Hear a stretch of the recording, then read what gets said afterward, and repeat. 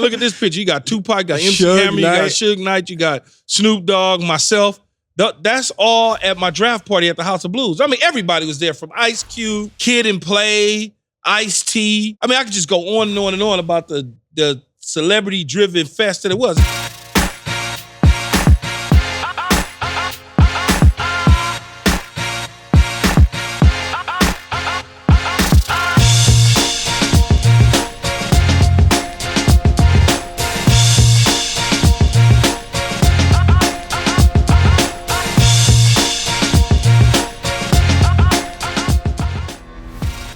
What's going on? It's Keyshawn, and it's that time of year. The NFL draft is coming up tonight.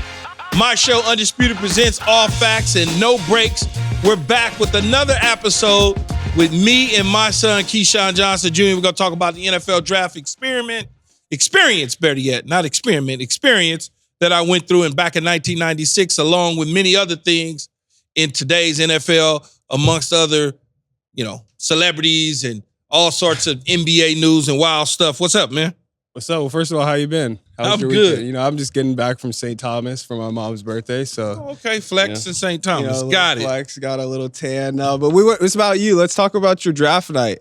So almost 28 years ago to this day, the NFL draft, the New York Jets selected you for the first overall pick. Not only were you the first overall pick, GQ said you were number one in the top 40 worst draft suits in sports history. Well, that may be true to GQ that don't know what the hell they talking about. Back in 1996. Yeah, Twitter was also on your ass a little bit. Let's check out these comments. They said Key got that 3 full suit for the price of 1. They're on you, man. What do you got to say to that? They don't understand that in 1996 that was the look. I could pull up pictures all the way from Michael Jordan to everybody. That's what it was. You had all the buttons, whether it was Deion, whether it was MJ. Hell, even look at Melo. They making fun of Carmelo Anthony right now on the advice of draft day suits, because when he came out of Syracuse for the NBA draft, he had on one of them type suits with the big old, he was shoulder on pads. And that's just, he was on the list too. That was part of it. That was part of it. But that's the internet and Twitter and social media. They don't know what the hell they be talking about half the time anyway, and I keep trying to tell y'all that. Well, I mean, obviously you did something right, but let's talk about the after party. So producers got some picks. Being from LA, going number one in LA. What do you remember from that night? Well, that night I had a draft party. So I got drafted. I flew home. We had a draft party at the House of Blues that was famous on Sunset Boulevard in between La Cienega. And everybody, it was one of those deals, Keyshawn. Being from South Los Angeles, being a native son, it was almost like everybody got drafted today. I got drafted. You look at these pictures, that's Deion Sanders in there with the late Lawrence Phillips. Now look at this picture. You got Tupac, you got MC Hammer, you got Suge Knight, you got Snoop Dogg, myself. That's all at my draft party at the House of Blues. Everybody was there, from Ice Cube to the legendary sportscaster and Jim Hill, Kid and Play, Ice-T.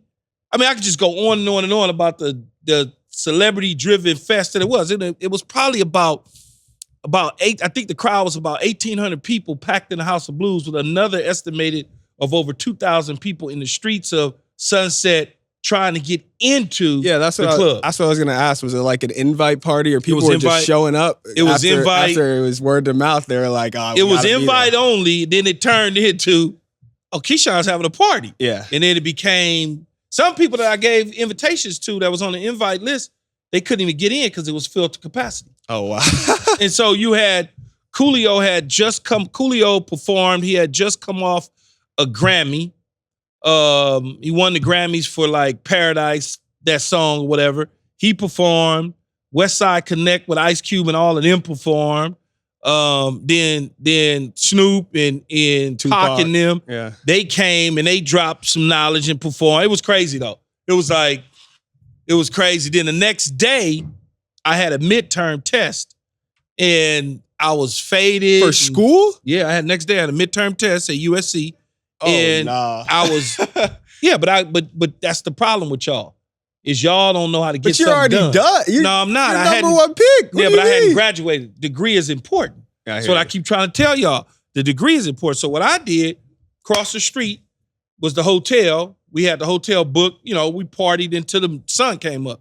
I went straight from partying, smelling like Absolute or Grey Goose or one of them vodkas to the communication class and went in, and I don't know how I did it, but I wound up getting a B on the test, and I didn't look over anybody's shoulders. I didn't cheat. I didn't do nothing, but I prepared while we was on the road doing the draft. I was still studying and trying to knock it out because you know that's important to me to make sure that people don't just look at me as an athlete that does not have an education. Yeah. So, man, I aced the test to the point where it was talked about at USC for like ever. The fact that, much like you just said, oh, you don't have to do, that's the way everybody was thinking. Yeah, no. You don't have to, you made it, you don't have, I'm like, maybe no, go I'm back in a year or two or so. You said no, you I'm want gonna to do it finish that the day. deal and be done with it. Yeah. But it was fun. I had a good time, man. The party was pretty lit. They was in there, I too. could imagine. Ooh, they I was could in there imagine, from yeah, head yeah. to toe.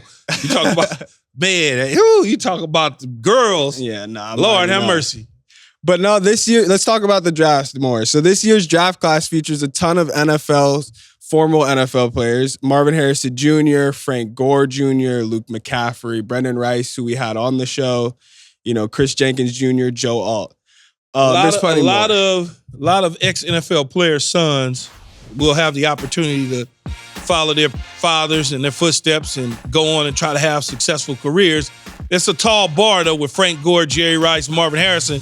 Imagine trying to follow that up. Right. Like, Frank Gore's second most all time, and then Jerry Rice is Jerry Rice. You know that. But my question is, who has the best chance to surpass the father? Surpass them? Yeah. Because I feel like they already, you know, lived up to the legacy of getting or going to get drafted. But who do you think could really, like, take that next level and just be better? I think Marvin Harrison Jr.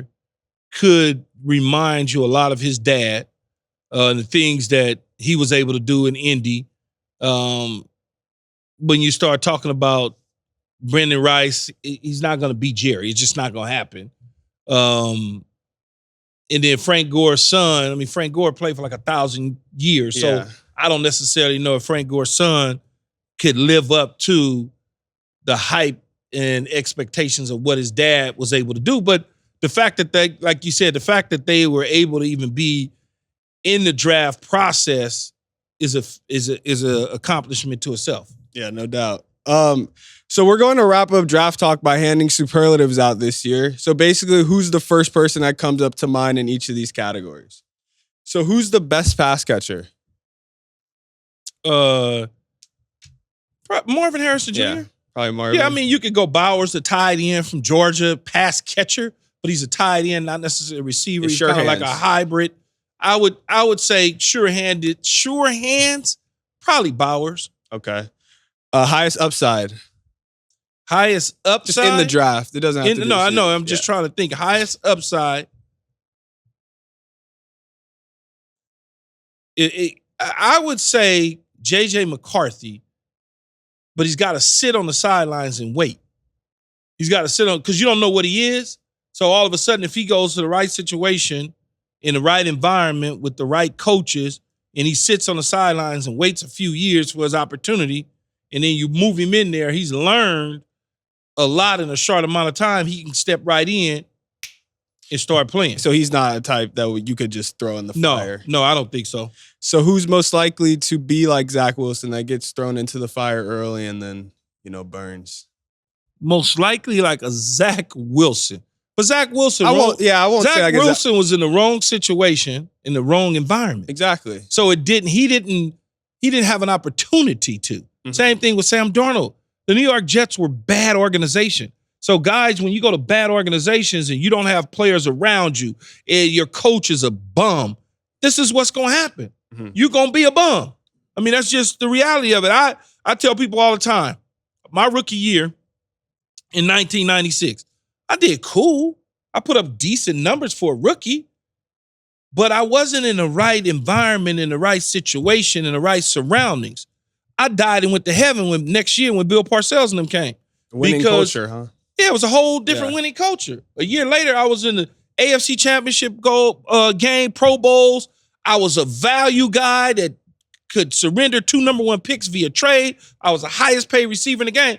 Had I stuck with Richie Kotite in that environment, man, I might be working at UPS or something. Not that there's anything wrong with working at UPS. It's a job, but you know what I'm saying, opposed to being here at Fox with you. Yeah, it's completely different once you have totally different. But who's the biggest red flag? Biggest red flag in the draft? It's like, well, hold on here. Why is he a little? Is that a red flag meaning bad, or red flag meaning that they're not gonna pan out? Because the red flags are different. It depends on character. What's the red flag from a character standpoint? Is he smoking up all the weed in the weed house? Is he getting into trouble because of his girlfriend? I don't think they care about that Like, anymore. what's the red flag? But I would say like the red flag being like, oh, he's just overrated, like just in football. I think J.J. McCarthy could be a major red flag. If they insert him into the lineup too fast, I think Drake May could be a red flag. I think, depending on how you use Malik Neighbors, could be potentially a red flag because he's predominantly a slot receiver, although he played on the outside a little bit. When you playing in the slot, you going up against third corners and nickels and dime coverages, and you going up against linebackers and strong safeties. In the National Football League, it's a little bit different. So there's a couple guys that could be red flags. Okay. And then most likely to lead the team to the Super Bowl. That's kind of hard, but I guess quarterback. Most likely to lead a team to a Super Bowl. Not this year, but say the next 5 years. I'd say Jaden Daniels. Okay. I see Jaden Daniels in the next 5 years could most likely, out of all the guys that I'm thinking about, lead a team to a Super Bowl. Okay. So in other news, Reggie Bush got his Heisman back. Shout out USC. What do you think about that? How do you feel about it? Well, he never lost it as far as I'm concerned. So how did he get it back? Because we saw with our own eyes what he was capable of doing as a player. Like, just because he got a little extra cash flow going for his parents, so what? It's legal now. It should have been legal back then. But yeah, I'm glad that he got it back. He could close the chapter on this one, slam the door, and he can now walk around with his head up and not feel like the world is against him. Yeah, Johnny Football said he was going to boycott the Heisman if they didn't give it back. You think that helped out a little bit? It probably did. It made zero sense as to why they would take the Heisman away, because nothing that went on in the extracurricular activity economically contributed to Reggie Bush being the Heisman Trophy winner in 2005. Nothing. What did he get that made him a better football player? He was already that. It's stupid. Well, Jerry Jones doubled down on being all in this offseason during the Cowboys pre-draft press conference. Let's watch that clip. We feel great about what we've been in free agency. All in. All in. All in. We're all in with these young guys coming on. And we're all in with this draft. You have to have rookies contribute, or you aren't getting the value that you need to have. These are your lesser paid as far as the other relative to veterans. They're going to the good ones are going to get paid to have other days of more pay. But that's got to meld in with the overall management, or it doesn't work, because you've got 10 players getting 70% of the money. So, Dad, do you believe Jerry when he says they're all in, or is he bluffing, you think? No, all in just means that we're doing everything that we feel we need to do to win, not what everybody else feels that they need to do to win. They're 100% all in. And he's right. When you got about 9 to 10 players eating up 70% of your salary cap, you got to figure out how to spread the wealth, how to get young in certain positions, because people that don't understand, each position room, has a number. And if I spend too much money in the receiver room, then I don't have enough money to spend in the running back room, or the offensive line room, or the tight end room, or the defensive line room. So you got to make sure that certain things are balanced across the board based on the salary cap. Quarterbacks are going to eat up 30-some-odd% of your salary cap anyway. That's just the way it's constructed. Mm-hmm. But I think look, man, I don't have no problem with him saying they all in. Everybody wants them to go out there and do what the Philadelphia Eagles did, and that recipe never works for success. So Caitlin Clark is signing an 8-year, $28 million shoe deal with Nike. Under Armour offered her $16 million for 4 years with Steph Curry involved. 16? Yeah, 16 for 4, and then Adidas did $6 million for 4 years. I don't know how they thought they'd get away with that. But what do you think of her deal? Should she have gotten more? I probably think she could have gotten a little bit more. I don't know how much. I don't really know much about the female shoe game. Well, there's only 17 WNBA players to ever have a shoe deal. Yeah, so I don't know what the numbers. It seemed like a lot, but it doesn't seem like enough. In the end, 12. She went with the right company. They do a tremendous job from a marketing standpoint in basketball. She's obviously going to be the face of the WNBA to start this new season coming up. Mm-hmm. They know how to market like hell. You just look at their success in their track record, whether it's Michael Johnson in track, Tiger Woods in golf, Michael Jordan in basketball, LeBron, Kobe. I can go on and on and on. Mm-hmm. Deion and Bo in football. It just makes all the right. They are the gorilla on the block in the shoe game. So no doubt. Hats off to her. That's a lot of money for her to be making coming out of college basketball on the female side, but that thing's going to keep going up over time anyway. Yeah, no doubt. So earlier in the week, Michael Penei Jr. wrote a letter to NFL GMs addressing his injury concerns. Did you like this stance from Penix a few days before the draft?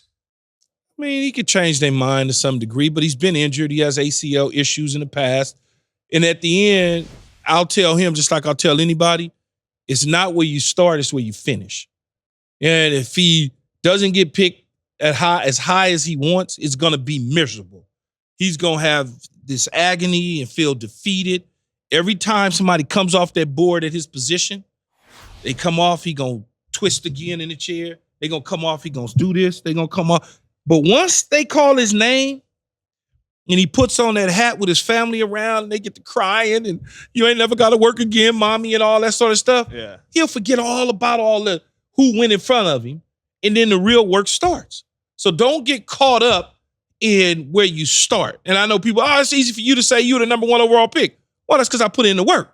I put in the work and I did everything I was supposed to do, but I also understand how this draft process goes and how a lot of kids get defeated when they think in the end their careers are going to be over because they didn't go in the first round. Mm-hmm. They wind up going in the third round. Or they win the second, or they was the 27th pick opposed to the 7th pick. And they think the world is over with. You just getting started. So that's what I would say to him.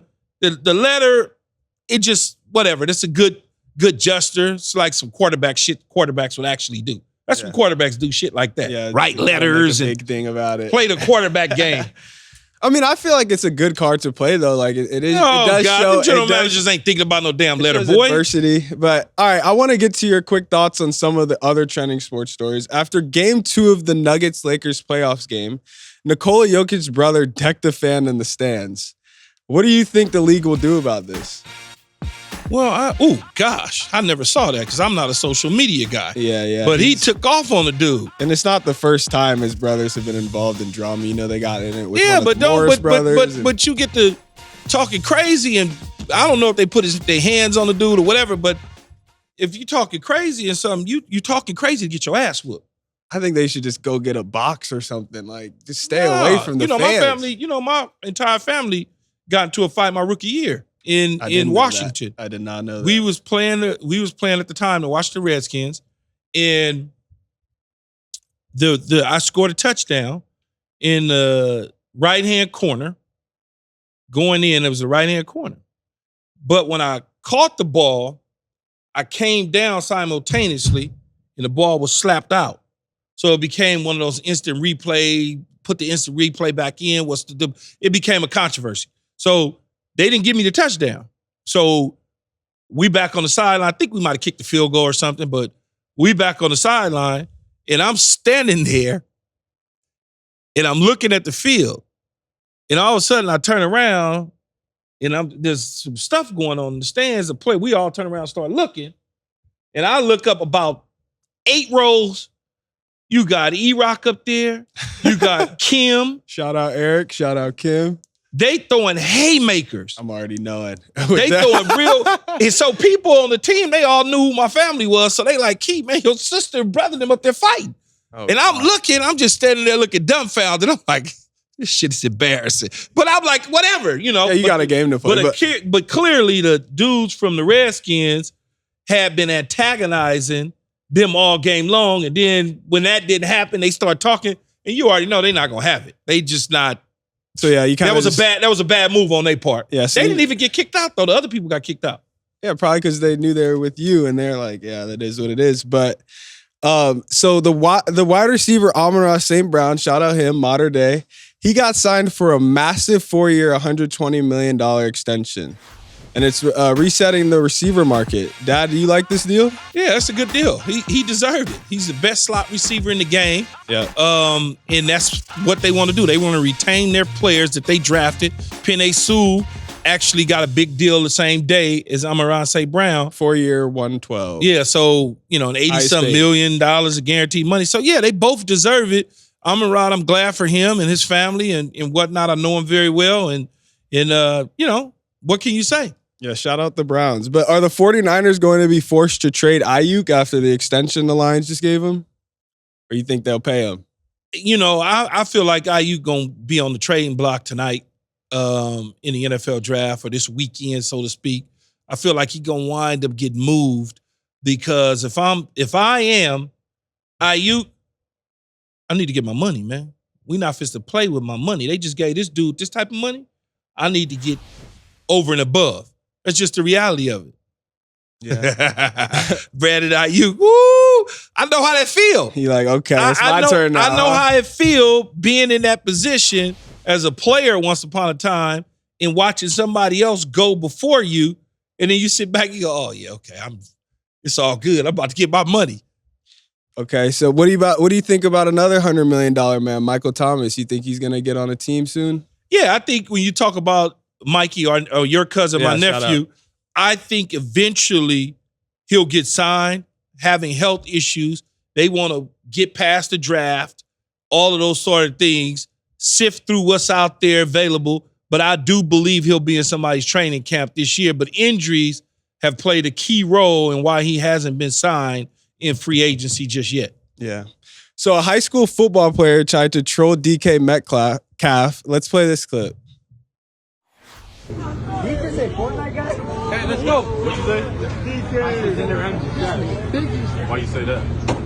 Oh, it's film. What? It's a film. And who are you? Who are you? Who are you? I'm Sebastian. What's your name? Sebastian Ramirez. You play football? Yeah. Good luck to you, bro. Thank you. No problem. Let's go. We can't do a backflip. Do a backflip. So what would you have done in this situation? I know you've been a 7-on-7 coach. I know high schoolers talk crazy to you before. Yeah, I get you get that all the time with people, but I can remember Teddy Bridgewater. Remember? Yeah, but you don't Teddy and God, it was Teddy South Florida Express. South Florida Express 707 team, and I'm trying to think on that team. Amari Cooper, Teddy Bridgewater, a couple more players. Devontae Parker. Oh, damn. I didn't know all that. Ryan Shazier. They all was on that team. Wow. But they was talking in general. If that was me, though, I probably would have just laughed at the dude and said to him, you trying to get to where I'm at? Something along those lines. You trying to get to where I'm at. That's why you're here watching me. Yeah. I didn't have, as a young football player like DK Metcalf, I didn't have kid trash talkers. I had adults. Right. All the kids, they love me. I mean, it was just, signature shoes, signature clothing line, commercials. Kids always fuck with me. They rock with me even to this day. My demographics go from 8-year-old all the way up to dudes in their 60s, still to this day. So, but older dudes, you just humble. I remember one time the dude was talking shit in the stands, and I told him simply, your wife didn't say that. Not the wife. Oh, yeah. I cut to the white meat. I ain't got no problem. I'll make you bleed all day long. I like that. I'll make you bleed all day. I told the dude that before, and your wife didn't say that. Your mama, I go She's probably on the left on to her, huh? He was right there. She was right there. Man, please, you don't even want to. You don't even want to know half the stories, Keyshawn. She looked good on that day. But all right, so the last time we did the show, we had a fan question about your favorite spots in LA. And you mentioned Prince's spot, Glam Slam Club. Yeah. Do you have any Prince stories? You know what? I never saw Prince in the club, but he was there, but I never saw him. Give us like a so here's story. one. So here's one. So when we go to Glam Slam one night, it's like me, Tamika's, might have been like me, Tamika, Skeets, Marlon. It was like my crew of people. Mm-hmm. So we go to the club. We're young at this time. So the NBA All-Star game, right? You know the NBA All-Star game. So Magic Johnson used to have an All-Star game called Midnight Summer Night Magic. If I said that correctly, Midnight Summer Night Magic. I think I said it right. It was bigger than the All-Star game. Really? Yeah, it was bigger than the All-Star game. It was here in LA at the Great Western Forum. And they would have the after party at Glam Slam. And this was like big. I mean, Michael Jordan, Dominique, like everybody that you could think of in that day and era played in this All-Star game. Mm-hmm. Big time stuff. And we was young. We was like freshmen or something like that in college. And I think Chris Webber was a rookie. And we behind Chris Webber, we trying to get into the club. We behind Chris Webber. And so we like, man, I'm saying, we over there sweating to get in. I'm with you. Yeah, I'm with you. Yeah. Chris like, come on. That's cool. So we slide in. This was before you said freshman year, so this is this before was even, this is West LA, huh? Yeah, this was like freshman year college, something like that. Yeah. So now we going in, we cool, we with Chris. He take us to the door, but now he gonna slide in. He done slid in. He ain't got time to see if we. So now we with my brother. So dude look at me like, oh yeah, that's Chris's brother. We kind of do look like Chris. And so in the end, Kiki, we slid in. And it was like crazy. It was crazy. Because there was real adults in there. Like you got to see Isaiah Thomas. Like it was crazy. Yeah, it's a whole different crowd. It was being a freshman in college. Man, it was a whole different crowd. It was a whole different crowd. But it was fun. But yeah, that's about it. Yeah, no, that's it. Draft night is going to be fun, though. It will be fun. Get a chance to watch a bunch of kids live their dreams. Oh, wait, quick question. Who do you think is someone that will be, a big random, a draft trade or something like that where it's just like I think Minnesota going to do something stupid and trade the 2 number 1 picks and move up and draft one of these quarterbacks. Yeah. I think they'll do that. But what I was going to say, though, there's going to be a lot of tears shed tonight, both on the positive and on the negative side. And what I mean by that, it's a whole lot of mamas that's getting ready to retire after the night because they babies going to take care of them. And it's a whole lot of young men that think they belong in the first round because they had great seasons and they're going to cry. They're going to be sad. They ain't going to go to sleep tonight because they're going to have to wait till tomorrow and even in the next day. But I could almost to a point guarantee you more than 50% of these dudes that get drafted in the first round today will be out of the league in 4 years.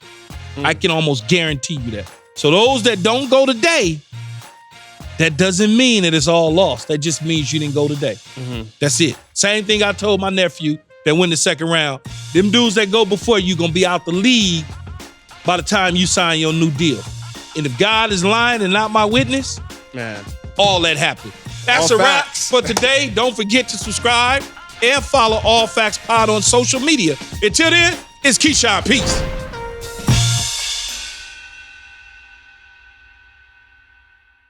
We absolutely hope you enjoyed this video. If you want more from us, hit that subscribe button for all videos, full episodes, and exclusive content from the show. And don't forget to find All Facts, No Breaks on Apple, Spotify, or wherever you get your podcasts.